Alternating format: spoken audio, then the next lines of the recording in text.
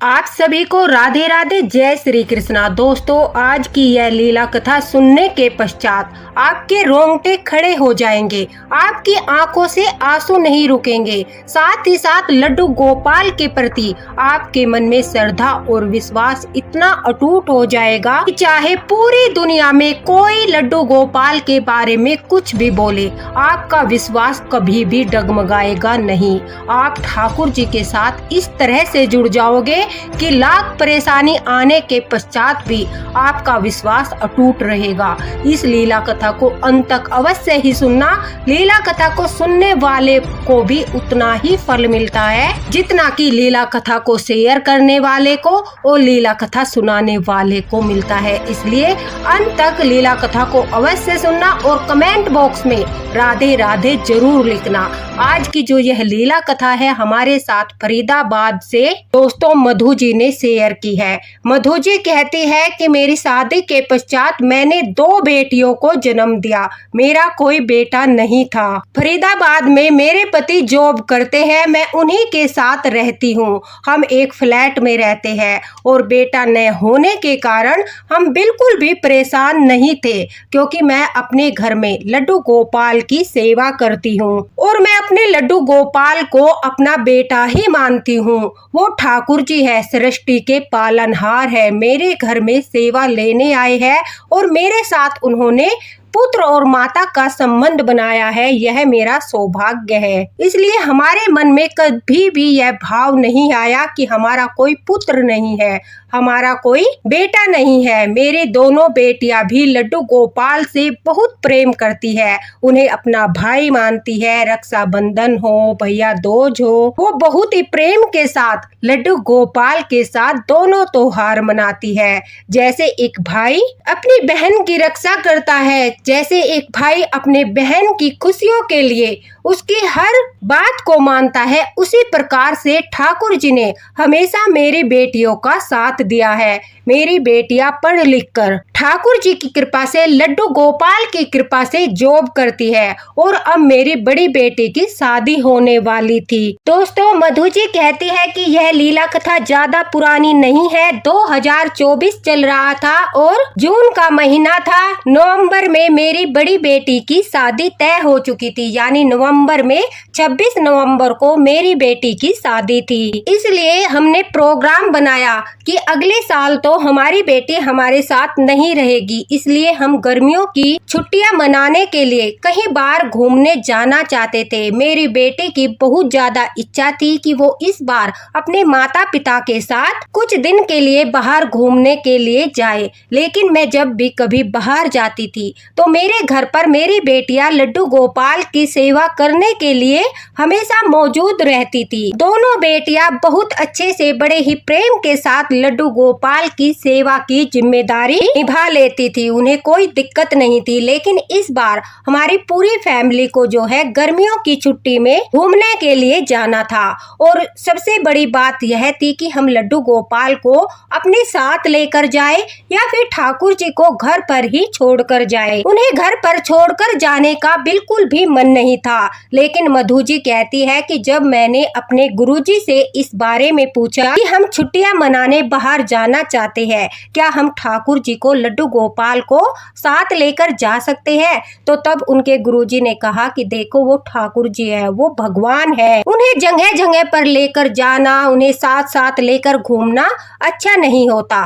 ठाकुर जी के लिए सारी व्यवस्थाएं घर पर ही कर जाओ, मानसिक रूप से ठाकुर जी को अपने साथ लेकर जाओ। क्योंकि जब भी हम कभी बाहर जाते हैं तो आपने देखा होगा रास्ते में हम कुछ खाते हैं या बच्चे कुछ खाते हैं तो हमारे हाथ झूठे हो जाते हैं। कहीं हम टॉयलेट जाते हैं, कहीं पर हम बैठकर खाना खाते हैं, वहां पर प्याज लहसुन का पता नहीं किस किस तरह का भोजन भी बनता है। तो मधु जी कहती है उन्होंने मुझे अच्छे से समझाया कि भले ही मेरा उनके साथ बेटे का रिश्ता है, भले ही मैं उन्हें अपना पुत्र मानती हूँ, लेकिन सच्चाई तो यह है कि वो भगवान है, वो ठाकुर है। हमें इस बात को कभी नहीं भूलना चाहिए कि वो सृष्टि के पालनहार है, लड्डू गोपाल है, बांके बिहारी जी का बाल स्वरूप है। इसलिए उन्हें घर पर ही सारी व्यवस्था करके अच्छे से मानसिक रूप से लड्डू गोपाल को अपने साथ लेकर जाओ। इससे ठाकुर जी भी प्रसन्न रहेंगे और तुम्हें भी कोई आपत्ति नहीं होगी। अब मधु जी कहती है कि हम सबको भी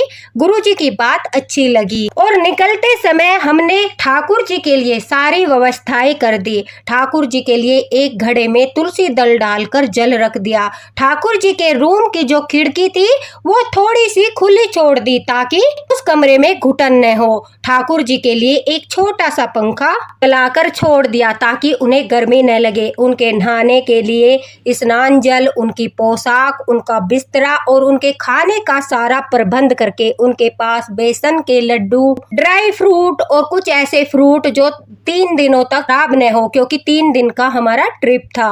वह कहती है कि अच्छी प्रकार से सारी व्यवस्था करके हम घर से निकल पड़े और ठाकुर जी को एक चाबी देकर उनसे आज्ञा ली कि हे ठाकुर जी, हे लड्डू गोपाल, आप हमारे साथ मानसिक रूप से चलिए और जब जब आपको विश्राम करना हो, सेवा लेनी हो, उस समय पर आप मंदिर में विराजमान हो जाइए। इस तरह से प्रार्थना करके मधु जी कहती है हम सब लोग जो है गर्मियाँ की छुट्टी मनाने चल पड़े।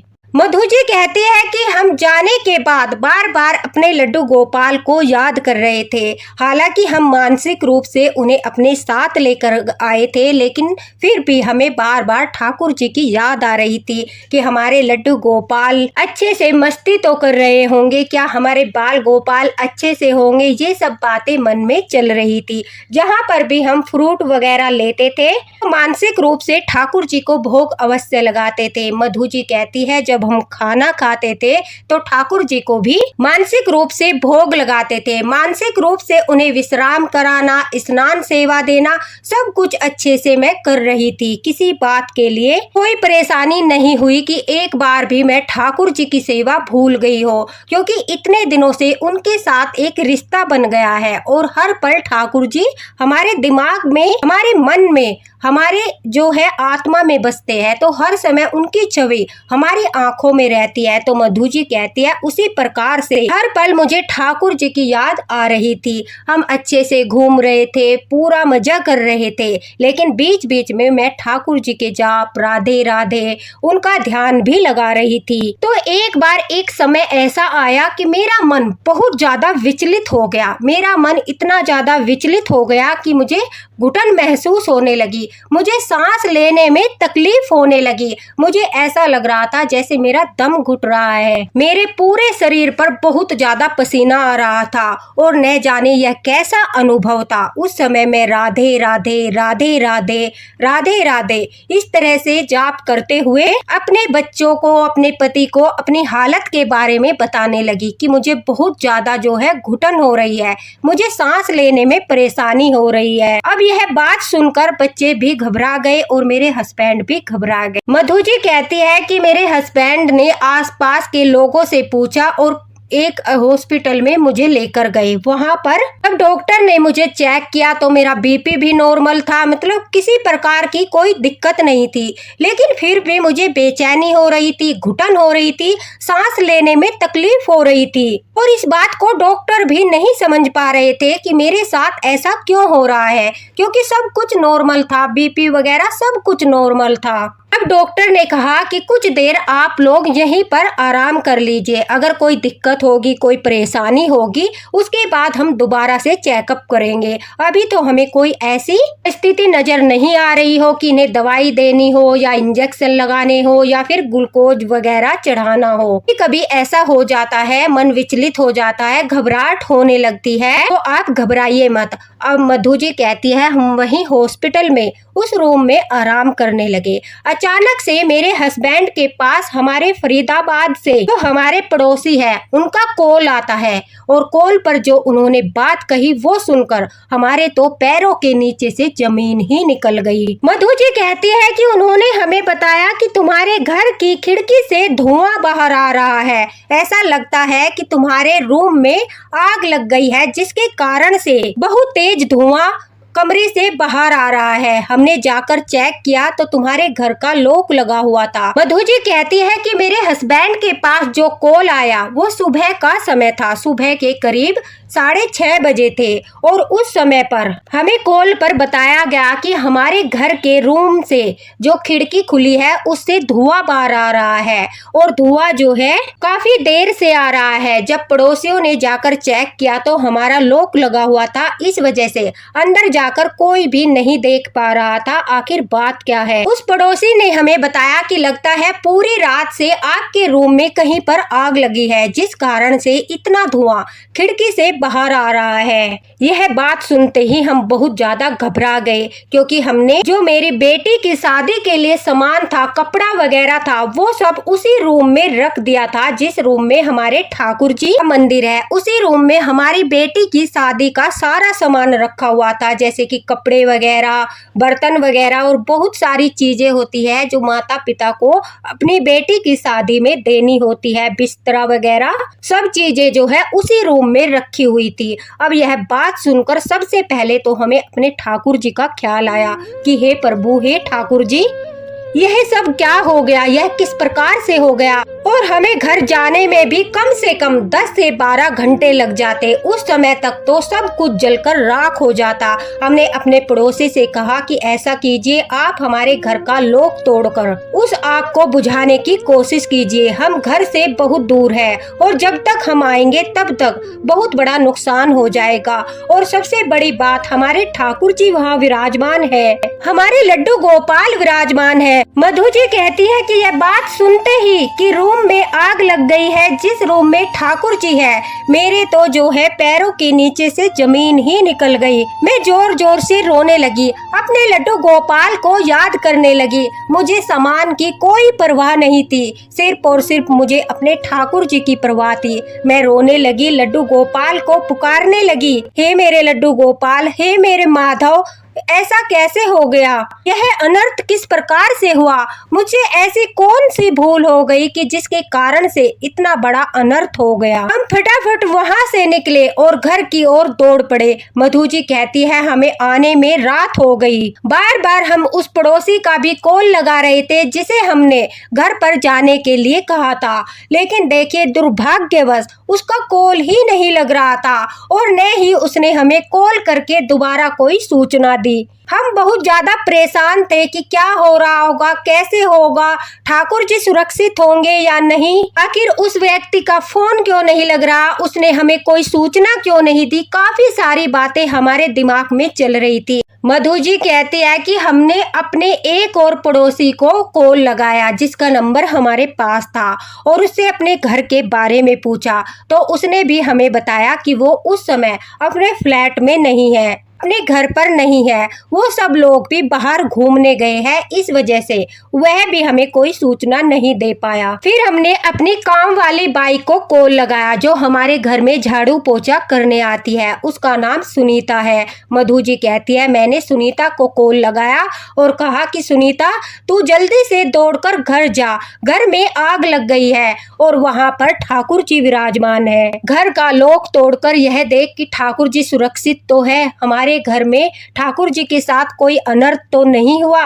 जल्दी से दौड़कर जा और हमें जल्दी से सूचना दे, हमें आने में थोड़ा सा समय लग जाएगा। मधु जी कहती है मेरी बात सुनते ही सुनीता दौड़ पड़ी और वो दौड़कर हमारे घर पर गई। घर पर जाकर उसने हमें कॉल करके कहा कि दीदी यहाँ पर तो सब कुछ मुझे ठीक लग रहा है, क्योंकि खिड़की से कोई धुआं नहीं आ रहा है, सब कुछ अच्छा है। किसी ने ऐसे ही बोल दिया, आपको किसी ने परेशान करने के लिए, डराने के लिए झूठ बोल दिया, ऐसा कुछ भी नहीं हुआ है। मधु जी कहती है यह सुनने के बाद सुनीता ने लॉक भी नहीं तोड़ा और वो वापस चली गई। और यह सब बातें सुनने के पश्चात हम थोड़े से शांत हो गए, क्योंकि हम बहुत ज्यादा घबराए थे, लेकिन हमने घर आने का निश्चय कर लिया। हम घर की तरफ ही आ रहे थे और रात के करीब 11:30 बजे हम फरीदाबाद अपने घर पर पहुंच गए। अब मधु जी कहती है जल्दी से से दौड़कर। मेरा मन बहुत विचलित हो रहा था। मैंने लॉक खोला और दौड़कर मैं जो है उस रूम में गई जहाँ पर मेरे लड्डू गोपाल विराजित थे, जहाँ पर हमारे ठाकुर जी की हम सेवा करते हैं। मेरे पीछे पीछे मेरी दोनों बेटियां और मेरे हस्बैंड भी दौड़ते हुए आए। मधु जी कहती है, जैसे ही मैंने उस रूम में प्रवेश किया और मैंने वहां पर जो देखा, उसे देखते ही एकदम से मैं मूर्छित होकर जमीन पर गिर पड़ी। मेरी बेटियां भी जोर जोर से रोने लगी, मेरे हस्बैंड भी रोने लगे। उन्होंने मुझे संभालते हुए जो है कुर्सी पर बैठाया, थोड़ा सा पानी पिलाया। उसके पश्चात हम अपने ठाकुर जी के पास घुटनों के बल बैठ गए, उनके आगे हाथ जोड़कर उनसे माफी मांगने लगे। दरअसल क्या हुआ था, यह सुनकर आपके भी रोंगटे खड़े हो जाएंगे। उनके जो लड्डू गोपाल थे वो पूरी तरह से जल चुके थे। जो उन्होंने ठाकुर जी के पास पंखा चलाया था, उसमें शॉर्ट सर्किट होने की वजह से वहां पर आग लग गई और उस आग में जो है जहां पर ठाकुर जी विराजमान थे, उनका पूरा आसन जल गया, उनके पूरे ठाकुर जी जल गए। और आश्चर्य करने वाली बात यह है कि ठाकुर जी के सिवाय वहां पर जितना भी सामान था, उनकी बेटी की शादी का जो कपड़ा वगैरह जो भी जितना भी सामान था, उस सामान में कहीं पर कोई भी नुकसान नहीं हुआ था। वहां पर आग का एक जो है छोटा सा भी निशान नहीं था कि किसी सामान को जो है नुकसान पहुंच जाए या कोई कपड़ा जल जाए या फिर पूरा रूम ही जल जाए। सिर्फ ठाकुर जी का आसन और ठाकुर जी पूरी तरह से जल चुके थे। जब मधु जी ने यह भयानक दृश्य देखा कि ठाकुर जी ने सारा संकट अपने ऊपर ले लिया, अपनी बहन के शादी के सामान के ऊपर एक आंच नहीं आने दी, अपने भक्त के घर में नुकसान नहीं होने दिया, लेकिन अपने आप पूरी तरह से जल गए। उनका पूरा आसन जल गया, ठाकुर जी जलकर बिल्कुल काले हो चुके थे। और यह भयानक दृश्य देखकर सब घर वालों की रूह कांप गई। सभी घर वाले जोर जोर से रो रहे थे। ठाकुर जी को अपनी छाती से लगाकर मधु जी जोर जोर से रो रही थी, लल्ला लल्ला पुकार रही थी कि हे लल्ला, तूने हमारी रक्षा के लिए सारा कष्ट अपने ऊपर ले लिया, तूने हमारे नुकसान को बचाने के लिए सब कुछ अपने ऊपर सहन कर लिया। जैसे घर पर एक जिम्मेदार व्यक्ति घर के सभी सदस्यों की रक्षा करता है, परवाह करता है, उनकी गैर मौजूदगी में मधु जी के परिवार की, घर की रक्षा जो है ठाकुर जी ने की। उनके घर का जो संकट था वो सब कुछ अपने ऊपर ले लिया। मधु जी कहती है, मैं जोर जोर से रो रही थी, ठाकुर जी को पुकार रही थी, ठाकुर जी की हालत मुझसे देखी नहीं जा रही थी। उनकी हालत को देखकर ऐसा लग रहा था मानो मेरे प्राण निकल जाएंगे। मैंने उनसे बहुत माफी मांगी। अपने ठाकुर जी को लेकर मैं अपने गुरु जी के पास गई। वहां जाकर उनके पैरों में गिरकर कहने लगी कि गुरु जी, अनर्थ हो गया, मेरे घर में ठाकुर जी के साथ अनर्थ हो गया। मेरी भूल के कारण, मेरी सेवा अच्छे से न कर पाने के कारण देखिए मेरे ठाकुर जी के साथ क्या हो गया। अब गुरु जी ने मुझे संभालते हुए कहा कि बेटा देखो, तुम्हारे घर की किस प्रकार से ठाकुर जी ने रक्षा की है। सोचो, अगर ठाकुर जी यह संकट अपने ऊपर न लेते, तुम लोग घर में उपस्थित नहीं थे, पूरा घर जलकर राख हो सकता था। उस कमरे में रखा हुआ जो सामान है, उस तक ठाकुर जी ने आंच नहीं आने दी। भले ही ठाकुर जी ने सब कुछ अपने ऊपर ले लिया, लेकिन तुम्हारे परिवार की रक्षा की। यह इस बात का भी प्रमाण है कि ठाकुर जी साक्षात तुम्हारे घर में विराजमान है और वो तुम्हारी सेवा से भी प्रसन्न है। इसलिए उन्होंने अपनी बहन की शादी के सामान की रक्षा की, अपने भक्त के घर की रक्षा की और उन्होंने इस पीड़ा को, इस घोर अनर्थ को अपने ऊपर ले लिया। यह सुनकर मेरी बेटियां और मेरे हस्बैंड भी बहुत ज्यादा रो रहे थे। हमने कहा कि हम अपने ठाकुर जी को वापस से किस प्रकार से आराम दिला सकते हैं। हम इन्हीं लड्डू गोपाल की सेवा करना चाहते हैं,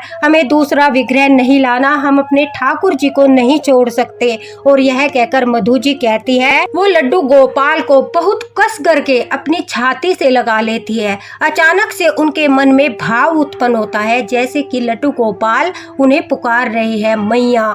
जैसे दर्द में कोई बच्चा पुकारता है कि मैया, उसी प्रकार से मधु जी कहती है, मुझे भी आवाज सुनाई दी। मैया की आवाज सुनाई थी और यह मेरा ऐसा अनुभव था जो मेरे कलेजे को चीर कर निकल रहा था। जैसे मेरे ठाकुर जी जलने के कारण बहुत दर्द में है और उस दर्द भरी आवाज में उन्होंने पुकारा मैया। सिर्फ एक बार मुझे वह मैया की ध्वनि सुनाई थी और मेरा कलेजा फट गया। मैं वहीं पर दहाड़ दे देकर रोने लगी। अब गुरुजी ने मुझे समझाते हुए कहा कि देखो, तुम इन विग्रह पर चंदन का लेप लगाओ, इन्हें ठंडे ठंडे जल में बैठाओ, फिर इनका श्रृंगार करवाओ और ठाकुर जी से प्रार्थना करो, हे ठाकुर जी, मुझसे जो भूल हुई है, मेरे अपराध के लिए मुझे क्षमा कीजिए। इस प्रकार से ठाकुर जी की सेवा प्रारंभ कर दो। मधु जी कहती है कि वो अनुभव मैं अपने मरते दम तक नहीं भूल सकती। फिर हमने ठाकुर जी का श्रृंगार कराया, उन्हें चंदन का लेप लगाया, ठंडे जल में बैठाया, ठंडी ठंडी चीजों का भोग लगाया, दिन रात ठाकुर जी की सेवा की। जैसे कोई जल जाता है बच्चा, उसे जो है दवाई वगैरह दी जाती है, उसी प्रकार से मधु जी कहती है मेरा भाव था। मैंने ठाकुर जी के पास वो सारी दवाइयाँ लाकर रखी जो उन्हें राहत पहुंचा सकती थी। साथ ही साथ मैं दिन रात उनकी सेवा में लग गई। मुझे ऐसा लग रहा था कि मैं दिन रात अपने ठाकुर जी की सेवा करूं। मैं तुलसी के पत्तों का लेप लगाती, कभी उन्हें बर्फ लगाती तो कभी चंदन लगाती, कभी अपनी गोदी में लेकर प्रेम से सहलाती। अपने ठाकुर जी की दिन रात सेवा करने के बाद एक दिन फिर मुझे अनुभूति हुई कि मेरे लड्डू गोपाल मेरे आंगन में खेल रहे हैं। उस दिन मुझे विश्वास हुआ, अब मेरे लड्डू गोपाल सही है, अब मेरे लड्डू गोपाल को कोई परेशानी नहीं है, वो ठीक हो गए हैं। नहीं तो मेरा मन बहुत विचलित था। ऐसा होता है भक्त का भाव, और ऐसे होते हैं हमारे लड्डू गोपाल। जो ठाकुर जी हमारे घर पर सेवा लेने आते हैं, वो घर उनका हो जाता है, वो घर हमारा नहीं रहता, वो घर ठाकुर जी का हो जाता है। और उस घर में रहने वाले सभी सदस्य ठाकुर जी के सेवक होते हैं। जिस जिसके मन में उनके प्रति सच्चा भाव और प्रेम होता है, उन्हीं से दुगुना प्रेम ठाकुर जी उनसे करते हैं और हर पल उनकी रक्षा करते हैं, उनके बारे में सोचते हैं। आप क्या सोचते हो? आप ठाकुर जी की सेवा करते हो तो आप ठाकुर जी के बारे में सोचते हो? नहीं, बल्कि ठाकुर जी जिस समय आपके घर में प्रवेश करते हैं, सेवा करने के लिए आप उनकी जो है हर वक्त दौड़ते हो, तो ठाकुर जी भी हर वक्त आपकी चिंता करते हैं, आपके बारे में सोचते हैं, बड़े से बड़े कष्टों से आपकी रक्षा करते हैं। मैं धन्यवाद करना चाहूंगी मधु जी का। उन्होंने इतनी दर्द भरी लीला कथा सभी के साथ शेयर की, जिससे सभी को यह ज्ञान हो जाएगा कि जब ठाकुर जी हमारी रक्षा करते हैं तो वो अपने बारे में भी नहीं सोचते, पूरा संकट अपने ऊपर ले लेते हैं। कभी कभी क्या होता है, आपने देखा होगा, आपके हाथ से छूटने से कभी ठाकुर जी का हाथ टूट जाता है, कभी पैर टूट जाता है, या ठाकुर जी के विग्रह का कोई भी अंग टूट जाता है, तो आपको डरने की आवश्यकता नहीं है, क्योंकि वो ठाकुर जी ने बहुत बड़ा संकट अपने ऊपर ले लिया है। आपके ऊपर जरूर कोई भयानक संकट आने वाला था, जिसे ठाकुर जी ने अपने ऊपर ले लिया है। इसलिए उन पर अटूट श्रद्धा और प्रेम रखते हुए, उन्हें विसर्जित न करते हुए ठीक करवा कर पुनः सेवा प्रारंभ करनी चाहिए। दोस्तों, अगर आप बाहर जाते हो, इस बात पर मैं थोड़ी रोशनी डाल देती हूँ। अगर आप बाहर जाते हो और ठाकुर जी को मानसिक रूप से ले जाते हो, गर्मियों का मौसम है, उस समय जो है आप उनके पास ठंडी ठंडी चीजें रखकर और ठाकुर जी को बिना वस्त्र के खाली लंगोटी या छोटे से निक्कर आते हैं वो पहनाकर, पूरे शरीर पर चंदन का लेप लगाकर, उनके पास हाथ का एक पंखा रखकर, जो हाथ वाला पंखा होता है वो रखकर, चंदन का लेप लगाकर, उनके नीचे कॉटन का कपड़ा या आसन बिछाकर, एक जो घड़ा है मिट्टी का घड़ा भरकर पानी से उसमें तुलसी दल डालकर रख कर ही जाना चाहिए। चंदन से क्या होता है, हमारे ठाकुर जी को ठंडक मिलती रहती है, और जो पंखा आप रख कर जाओगे उसे मानसिक रूप से हम ठाकुर जी को जो है सेवा प्रदान कर सकते। अगर आपको लीला कथा पसंद आई हो तो लाइक अवश्य ही करना और कमेंट बॉक्स में अपने अनुभव अवश्य ही शेयर करना, और इस लीला कथा के बारे में भी आप अपना अनुभव अवश्य ही शेयर करना। इसी के साथ राधे राधे, हरे कृष्ण।